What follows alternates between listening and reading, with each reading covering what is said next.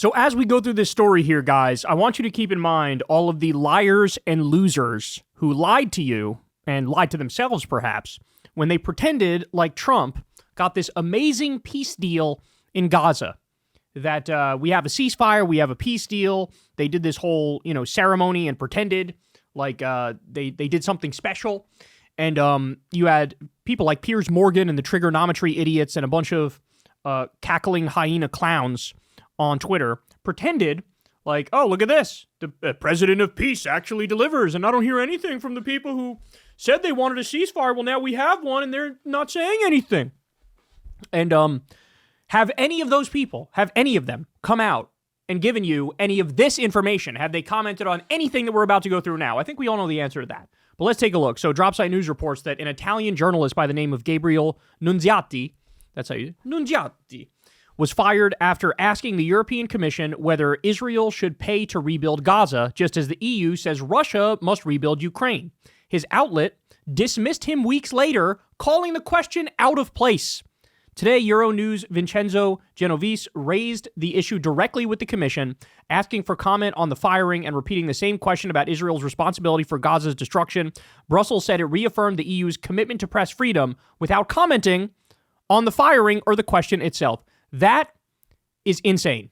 So you have a journalist saying, hey, you guys all said that, Russia should have to pay to rebuild Ukraine. Well, should Israel have to pay to rebuild Gaza? And he gets fired for it. The question wasn't answered, by the way. They didn't answer it, and then he gets fired for it. Wow. Again, are any of the idiots who lied and pretended the fake peace deal was real, are they telling you this story? Are they giving you this information? No, I don't think so. More. Yesterday, the child Adam Hijaz al-Shantir was injured after being assaulted by Israeli colonial settlers in the Kilet al-Natshi area of Al-Khalil, Hebron, in the occupied West Bank.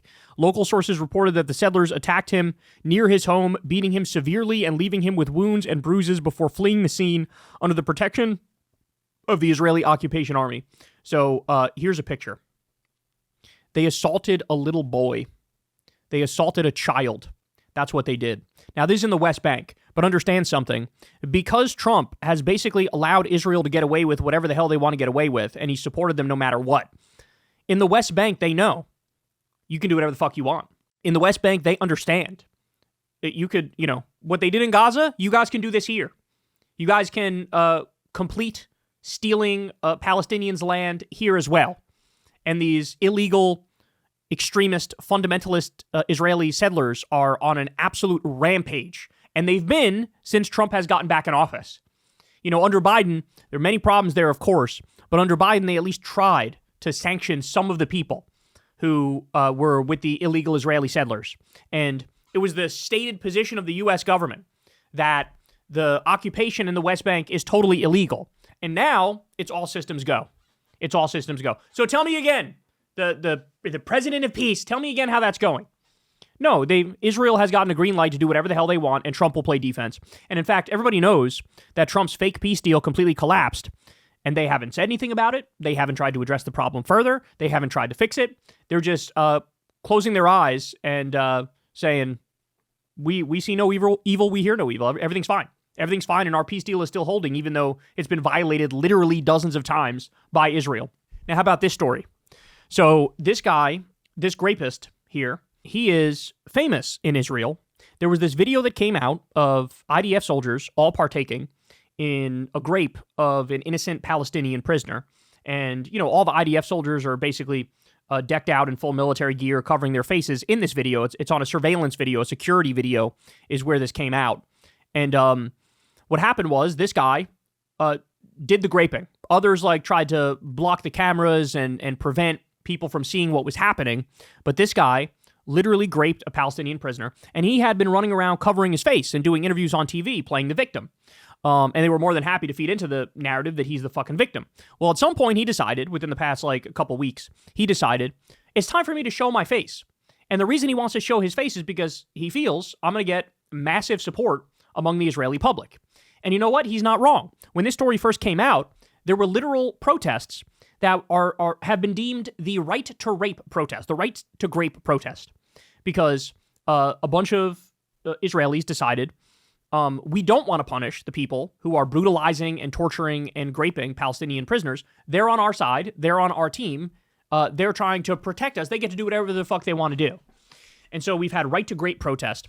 So this guy showed his face. He's being celebrated. He's being celebrated in Israel. A rapist is being celebrated. He was literally caught on camera raping an innocent Palestinian prisoner. He's celebrated. And the person that leaked the video, this woman that leaked the video, she was arrested. Did you hear any of this from the trigonometry idiots? How about fucking Piers Morgan? How about any of the other assholes who were out there pretending like this was a real peace deal and that Trump actually brought peace to the Middle East?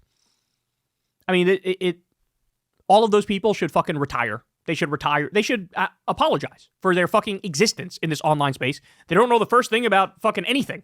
They don't understand anything about anything. And they don't care. They don't fucking care. So to them, the matter's settled. Trump's pro-peace.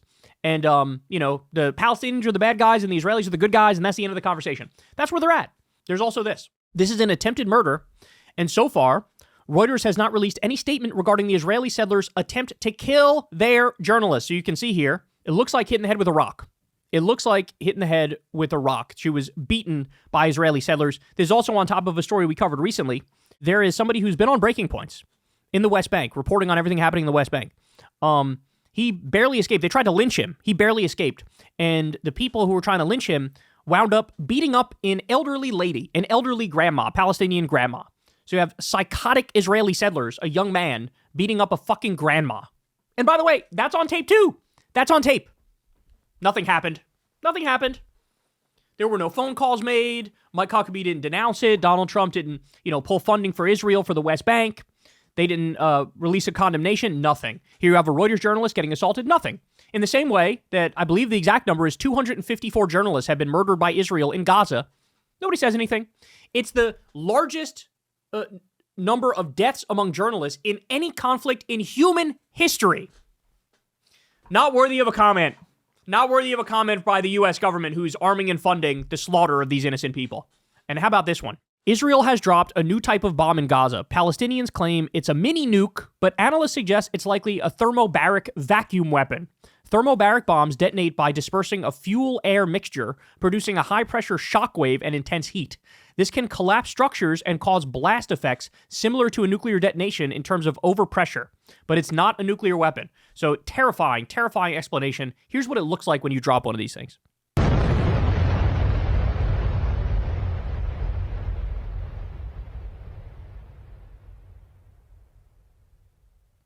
One more time.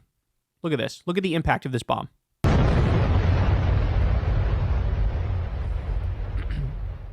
If you are wondering why some of the dead children in Gaza have no visible injuries or covered in blood, who look like they're sleeping, it is because Israel killed them with thermobaric bombs. These bombs suck oxygen from the air to trigger high-temperature explosions. The explosive pressure is so strong that it quite literally sucks the air out of the children's lungs and causes them to internally explode.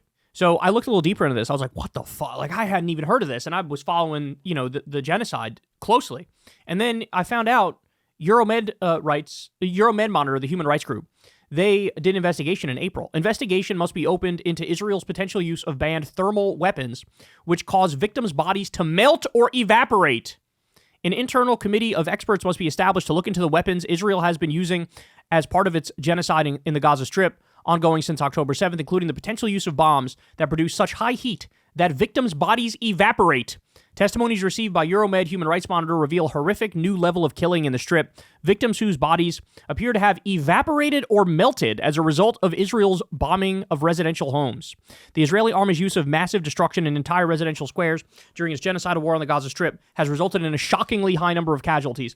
And this goes on. Thermal weapons that they're talking about here. Vacuum bombs, thermal weapons, thermobaric bombs. This is what Israel's doing. The depravity has hit a level that, it is hard to comprehend. You'd like to think that we evolved a little bit from the days of World War II and the Nazis, and we just haven't. And Israel is the modern day iteration of the Nazis. And this is what they're doing. There were 2.3 million people in Gaza. Only 30 to 40,000 of them were Hamas members. And Israel has killed, the actual numbers, hundreds of thousands of innocent people. Literally 80 to 90% of Gaza has been totally wiped off the map. And they're using weapons like this to do it. They're using weapons that are so devastating that people in Gaza thought they were literally mini nukes. That's how bad it is. And again, have you seen any talk about this?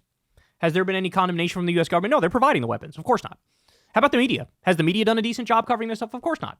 Of course not. You're only going to hear about this here. That's it. You're only going to hear about this here. More. Scenes of Israeli settlers destroying Palestinian olive groves in the West Bank, which are one of the most important sources of livelihood for Palestinians and a symbol of their steadfastness on the land. So this is the totally depraved and wretched and vile scum, the illegal Israeli settlers. And they are terrorists. That's what they are. And they want to steal more Palestinian land. They want to kick them off the land that they've been on for generations. And so they're going around and trying to destroy their ability to earn a living. They abduct a bunch of them. They end up torturing a bunch of them. And this is all a coordinated plan to try to steal the territory, take all of Gaza, take all of the West Bank, take parts of Lebanon. They want to create a greater Israel. And so they say, God gave me this land. God promised me this land. And so they go around doing this to the olive trees of poor Palestinian farmers. Look at this. Destroying the olive trees. Like it's nothing. That's somebody's life. That's somebody's livelihood. That's the only way that that family makes money. And they're destroying it. They're doing it on purpose. They're doing it so that they can then take this land. They can steal this land. And they can continue to expand their illegal settlements. And this has the full backing of the U.S. government. The depraved, genocidal, imperial U.S. government. That's what this is. Disgusting. The video goes on, too. It goes on. Just destroying olive trees. But it gets even worse. Breaking. Israeli settler terrorists are now burning down the village of Mujadal Bani Fadel in the West Bank, starting with the olive groves. Flames are spreading rapidly as residents plead for help to put out the fires. This is what we're witnessing. We're witnessing a new genocide, a new ethnic cleansing, a new Holocaust. It happened in Gaza. It's also going to happen in the West Bank here.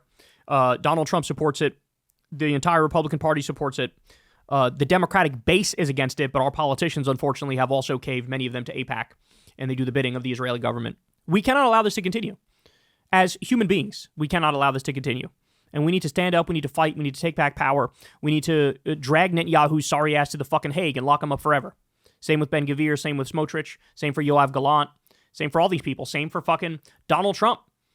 All the war criminals, down with all of the war criminals, because if we sit back and let this happen and do nothing to fix it, then shame on us. Shame on us. And humanity as we know it is dead. Is dead, because our capacity for evil far outweighs our capacity for good. In order to continue to have some semblance of international law and some semblance of U.S. law, people have to go down for this. They have to go down. They have to go down. We cannot just sit by and let it happen and move on. I refuse to let that happen. Hey, y'all, do me a favor and like and subscribe. It helps out big time in the algorithm. Click the bell as well for notifications when videos drop, and watch that video on screen right now. You know you want to.